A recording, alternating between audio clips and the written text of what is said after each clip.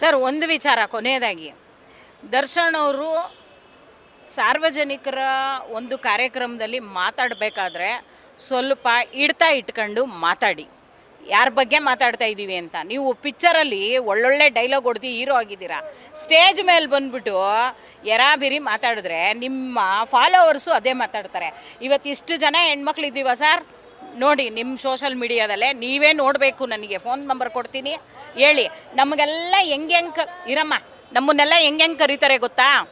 ಇವ್ರಿಗೆಲ್ಲ ಗಂಡ ಸರಿಗಿಲ್ಲ, ಅದಕ್ಕೆ ಬೀದಿಗೆ ಬಿಟ್ಟವ್ರೆ. ಯಾರೂ ಬೀದಿಗೆ ಬಂದಿಲ್ಲ ಸರ್. ಹೆಣ್ಮಕ್ಳು ಕಷ್ಟ ಹೆಣ್ಮಕ್ಳಿಗೆ ಅರ್ಥ ಆಗೋದು.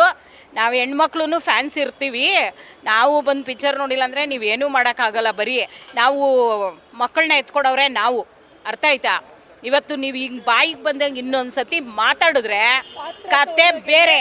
ನನ್ನನ್ನು ಪಾತ್ರೆ ತೊಳೆಯೋಗೆಲ್ಲೇ ಮಿಕ್ಕಿರೋದು ಅಂತ ಹೇಳ್ತಾರೆ. ಪಾತ್ರೆನೂ ತೊಳಿತೀವಿ, ತೊಟ್ಲೂ ತುಗ್ತೀವಿ, ದೇಶನೂ ಆಳಿದೀವಿ. ಇಂದಿರಾ ಗಾಂಧಿ ದೇಶನೂ ಆಳಿದ್ದಾರೆ, ಪ್ರತಿಭಾ ಪಾಟೀಲ್ ರಾಷ್ಟ್ರಪತಿನೂ ಆಗಿದ್ದಾರೆ.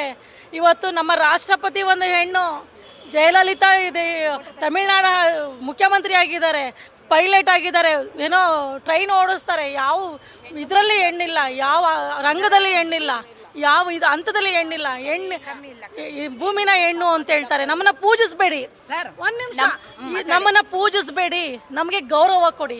ಭೂಮಿ ತಾಯಿ ಹೆಣ್ಣು ಅಂತೀರಾ, ಕಾವೇರಿ ಅಂತೀರಾ, ನೀರಿಗೆ ಹೆಣ್ಣು ಅಂತೀರಾ.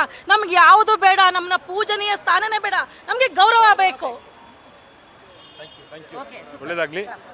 ಇದಿಷ್ಟು ಏನು ಮಹಿಳೆಯರು ದರ್ಶನ್ ವಿರುದ್ಧ ಅಥವಾ ದರ್ಶನ್ ಅವರು ಆಡಿರೋ ಮಾತುಗಳ ಬಗ್ಗೆ ಅವರ ಮನದಾಳದ ಮಾತುಗಳನ್ನ ಆಡಿರೋದು. ಕ್ಯಾಮ್ರಾ ಪರ್ಸನ್ ರೋಷನ್ ಜೊತೆಗೆ ನಾನು Shridhar Shivamogga, news first. News first ನಿರ್ಭೀತಿಯಿಂದ ನಿಮ್ಮ ಪರವಾಗಿ.